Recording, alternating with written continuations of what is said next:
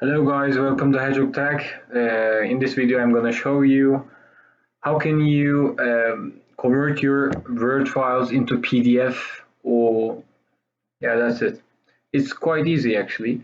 Now first thing you have to have a Word file of course.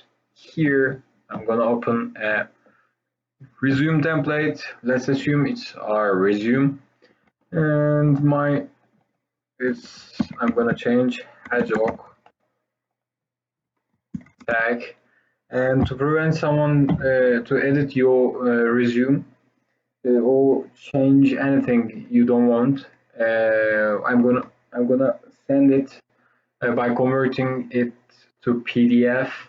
So what should I do is I'm gonna go to File tab, then click Print. In in Microsoft Word 365 and most of the new versions, there's a feature in the print that you can select Microsoft Print to PDF as a printer, so you can use that. What we are going to do is just click Microsoft Print to PDF and click Print. Then it asks a directory. I'm gonna select desktop here, resume, save. I just saved it. Now I'm gonna take it here.